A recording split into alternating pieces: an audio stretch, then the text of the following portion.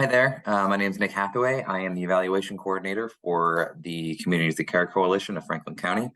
And I'm going to run through a section of a presentation that was given at a recent meeting that we held for some members of the Cannabis Control Commission as an offshoot of our regional policy and norms work group.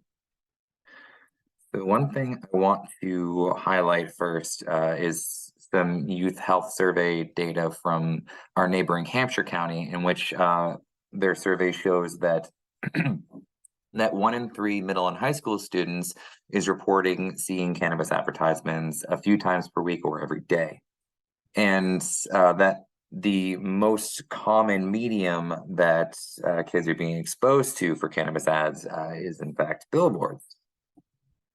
So the Massachusetts regulation around cannabis billboards dictates that the audience must be composed of at least 85% or more of 21 plus individuals, as determined by reliable, up-to-date audience composition data. And I'll get back to what audience composition data actually means in a bit, but first I want to talk about our concern that no one seems to actually be verifying or enforcing the compliance of the risk regulation. So for example, in November 2020, the Massachusetts Prevention Alliance reached out to the Cannabis Control Commission asking for access to some of these audience composition data sets for cannabis billboards. And the CCC got back and they provided 12 data sets from 6 different marijuana establishments. And in their response letter, they were clear that the data they were provided to them voluntarily by the licensees, and that the commission does not collect or maintain this data for all advertising as a matter of practice and expects licensees to comply with this requirement. So the main concern there is that, in theory, any licensee could have the data and either misinterpret it or disregard it, or even just not collect the data and then just post away and no one would be the wiser. And in fact, when we look through the reports that were provided to MAPPA and then MAPPA gave to us, we see this one from Colonial Cannabis, in which they have 7 billboards here that were posted in the Springfield Holyoke area for a 21 plus audience. And all of these billboards under percent compliance are below 85%, and therefore would appear to be in violation. And so this report was created by Lamar Advertising for Colonial Cannabis as their client. And so this report went from Lamar to the licensee to the CCC, and then to MAPPA, and then to us finally. And there may be some other story here and an explanation for it, but as far as we know, no one actually raised any red flags about this. So it seems to us like no one even verified that the report was showing that the billboards were in compliance. And so I want to zoom out and talk about audience composition data. What does that actually mean? And so there really is no gold standard for measuring the audience of a billboard. There's nobody standing in front of billboards with clipboards and making tally marks. The best that we have, because of the scale that you need to look at, are predictions from statistical models that are based on several different factors that we can easily measure in the environment. And then general relations are built from those to give a prediction. In the case of demographics, the demographics for these models are primarily based on U.S. Census Bureau data for people living and working in the area that the billboard is posted. And so it's great. I don't really want to completely knock data modeling. It's an incredibly powerful tool and can be done really well.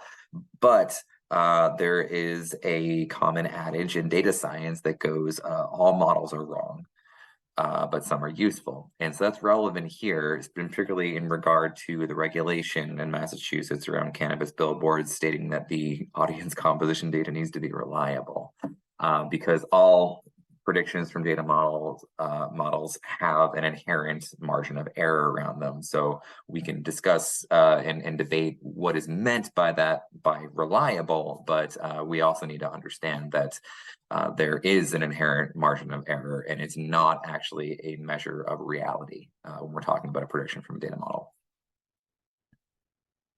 So that brings us to our next point.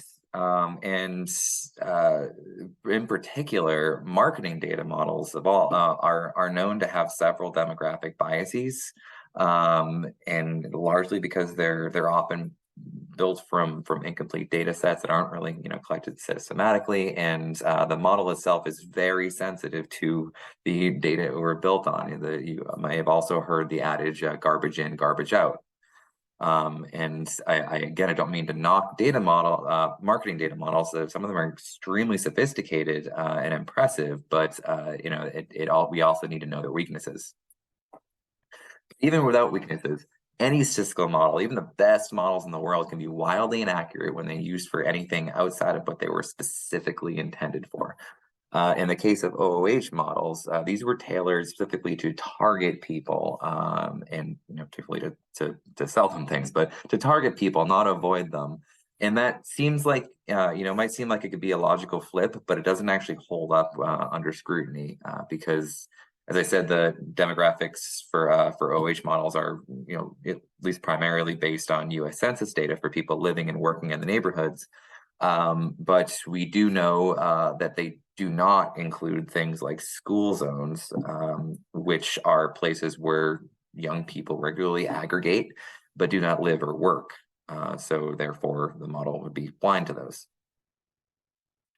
Another important thing to understand is that OOH models or data in general are not available to the general public.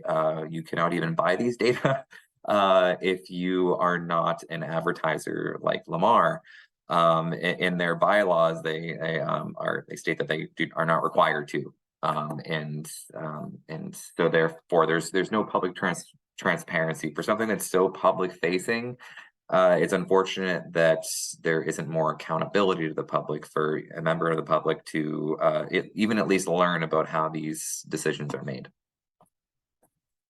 So I want to walk through a couple of examples locally of cannabis billboards in our areas that we've been looking at.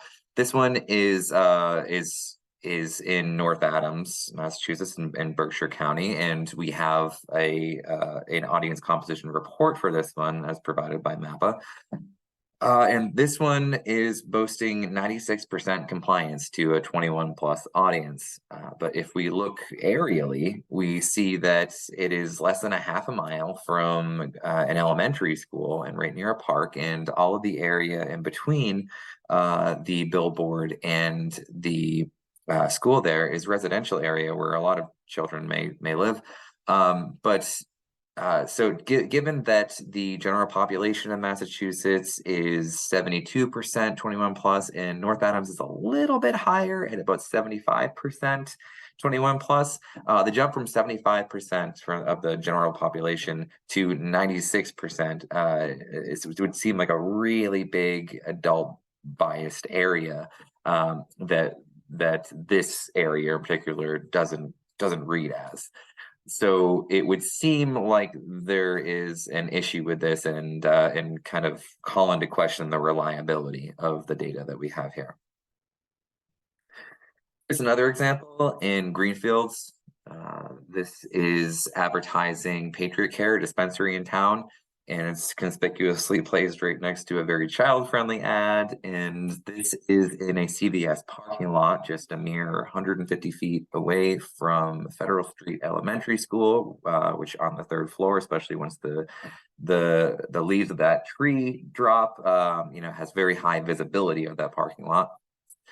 And if we look aerially, we can see that the billboard is placed, as I said, right next to Federal Street Elementary School, but across the street from Greenfield Family Inn and Shelter, Community Action Youth Programs, and then a little bit further down the road is Greenfield Middle School. So we don't have the data for the audience composition data for this site because, as I mentioned, there's not enough transparency. It's not even accessible to a member of the public. But it would seem that even assuming that they were above board, and this is 85% or more, 21 plus, as predicted by the models, that there's a little bit of lack of reliability to those data. So just to recap now, our concerns are, one, that there does not seem to be any real accountability for cannabis billboard regulations in Massachusetts, and two, even with accountability, the data that are used are highly suspect and or not reliable, and there's no public transparency around them. So if anybody has any questions on anything I've covered here, please feel free to reach out and send me an email, and I will happily help if I can. Thanks a lot.